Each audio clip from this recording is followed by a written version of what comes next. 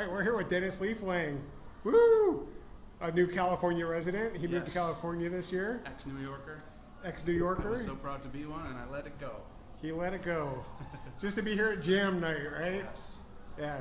You've checked out Jam Night quite a few times this year. Yes, I was at the very first one in February, or January. January, right around NAMM, yeah. And this is week 41?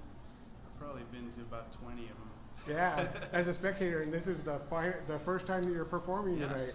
And you're playing a Foreigner song, yeah? Playing a Foreigner song. Cool. Who are you playing with? Fox Hero. Pauly Z, who I've known for 15 years. New York buddy. Who else is on there? Shane Soloski. Mm-hmm.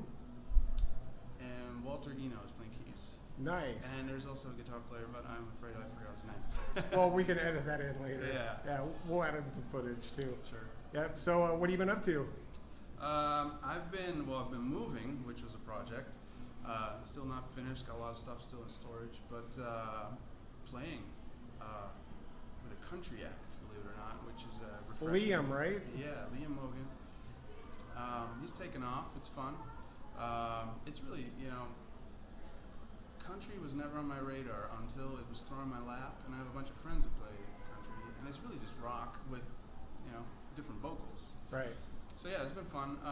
Doing some sessions, some sitting in all over the place, subbing for people. There's a lot to do out here, especially for November, right? Yeah. In New York, it all, like, as soon as it gets cold, stuff just kind of hibernates. Sure. So yeah, it's been good. Cool. And you've been Bumblefoot's drummer for 15 years, somewhere around there. 14. Yeah, something like that. So it'll be 15 soon, 2002. right? Yeah. Wow. 14 years. You put in some time there. And Big Brother is watching, or Little Brother is watching, came out earlier this year. Yeah, I think it was in March. March? Yeah. And you were at the listening party, right? The one with the 100 people that did the stomps and the claps. Where we did the singing and that was later edited into the songs. Yeah, that was fun. That was in Greenpoint, Brooklyn. It was in December, right? So it was cold. I think it was. Was it January? It was like really. So it was cold. I mean, he cut it close too with doing that, recording that, and then putting it in and releasing the album.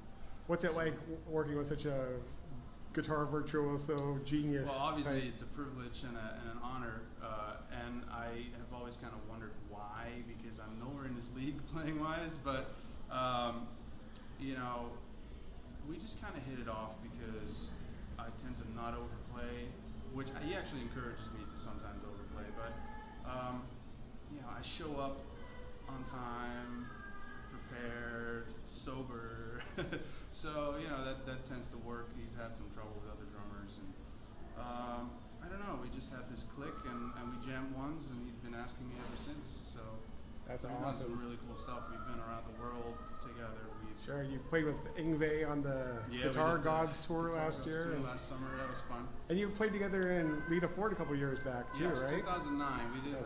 We did her comeback tour. She had not played for 16 years, I believe. So we did that. We also went all around Europe and the U.S. playing the big festivals in Europe, which is fun. It's interesting because Ron was asked to play, and as he was on the phone with Lita and her husband at the time, it was they needed someone in a pinch because they had just fired the whole band. And they asked Ron, "Do you know a drummer?" And I happened to be in a rehearsal room with him, so he's like, "Yep, right here." so that worked out well, and the two of us were able to rehearse because we only had a day and a half notice. We had to learn the whole set basically in a day. So at night we got the set. The next day we went into my rehearsal room and bashed them out and flew to Florida and made it happen. Very cool. What about your experience with meeting Ron? Didn't he pick you up at the airport, or how did it work? You contacted him? I met Ron him? in 2000 when I'm originally from Holland. I was on vacation in New York, and I was a fan. I was really just a big Are you a fan of this guy singing down the hallway? I don't know who that is, but it sounds pretty good. I was just a big fan. So I came to New York, and I emailed him. I said, "Listen, if you're playing anywhere, I'd love to go see you play." And he was like, "I'm not playing any shows, but let's jam." I'm like, "Okay, you don't even know me, but sure." So he picked me up from my hotel. We went to his rehearsal spot, and we just jammed all night. Sweet. We also sat in traffic a lot and lost his car. We went out to dinner, and we couldn't find his car after that. in Manhattan, which is fun. So you became fast friends. Yeah, and so we stuff. became friends. Then, fast forward a year later, he's in Europe doing a 6-week tour, and his drummer craps out one show in.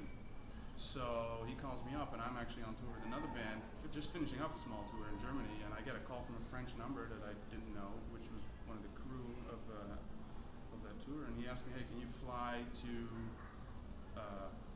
France tomorrow? Actually, I should mention I had done a clinic tour with him first. He doesn't like playing to a CD, so he actually came to Holland earlier that year to do a clinic tour, and he asked me to put together a band, and we did like 12 or 15 songs. But then he called me asking if I could do the tour, which was suddenly 30-something songs. And I was in Germany, so basically instead of sleeping in the hotel, I drove the whole band home from Germany to Holland, dropped everybody at home, took the van home, took a shower, slept maybe an hour, put all my songs on a CD, and caught a plane and learned them from my Discman on the plane, and took notes, and it was crazy because those are not easy songs if you're familiar with. Right. So that was crazy. So I flew to Marseille, south of France, and it somehow happened. How cool. No train wrecks in the first show, miraculously. That's awesome. But that was insane. And I guess that kind of convinced him also that I can, I deliver and I prepare and I don't embarrass him. So right. Ever since You're there to do a job, and you get the job. Yeah, and his stuff is not easy to play. You kind of need to be comfortable playing Beatles type music and playing Sex Pistols. Just insane death metal sometimes, like little snippets of craziness. You need to be able to. Pocket is very important. He's very much about the locking in, and it's cool. We sometimes just jam, and he just plays bass, and we just groove, which is cool. Nice. So, yeah. Cool. You have any plans to tour in 2016 with him? I know he's been I don't know. doing He's been clinics and doing a stuff. tour, a big tour in France, which is basically a tour of all kinds of famous guitar players that they put all together with one band, and they're just jamming all night. And it's like one big jam session, I think. And so he didn't take his own band out for that. I haven't heard anything about anything else coming up. I hope so. Yeah, totally. So what are your other plans for 2016? You have NAMM coming up? I have NAMM coming up, which for the first time I can drive there. Yeah. Instead of you can sit in traffic in Southern California instead of going to JFK or Newark and my flight's canceled and I'm in trouble. Sure. I can actually drive this time. So who are your companies now? Who are you with? I'm endorsed by Peisty Cymbals, Vader Drumsticks, Q Drum Company, Drum Tacks, Head Armor cases, Humes and Berg cases, a bunch of accessories. Are you doing any clinics or appearances at NAMM, or are they still in the works? Or? Nothing planned. No, I'm sort of working at doing something in Holland and Chile, hopefully next year, or Holland maybe around the holidays. It's not entirely certain yet, but hopefully I can pull it off, and next year hopefully Chile. Sweet. Cool. Yeah, I made some friends there on tour with Bumblefoot, and I'd like to go back and maybe teach a little and do some clinics. Nice. Are you teaching out here too? Do you do? I've been teaching a little bit. Yeah, I've been kind of taking it slow because I'm just enjoying being in California, and it's an adjustment, isn't it? The New York hustle was just like wearing me out. So I'm out here just trying to play as much as I can, going to jam sessions. But the teaching thing, I slowed down a little bit just because I like to go and hang on the beach a little bit, But yeah, next year I kind of told myself, January is when I'm going to kick everything back into high gear and hopefully get some touring work, and but for now I'm keeping busy for sure. I've got to pay the bills. Sweet. Yeah. Cool. Anything else? Any parting words man. or Thanks. any? Good to see you. I haven't Good to seen see you. For a you. while, Yeah. Any advice for up and coming musicians or practicing musicians? Or how about the local jam scene?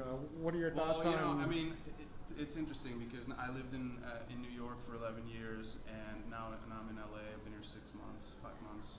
You can go see a show here every night too. Yeah, every night people are like, "Hey man, you going here? You going here? You go? Where are you going?" I'm like, "Well, half the time like while I'm playing or rehearsing myself." But in New York, it's like people don't even call or text each other because there's just not much going on. Yeah. There's the Rockwood Music Hall scene that you have in Manhattan, but you go there every night for a month and you've seen it.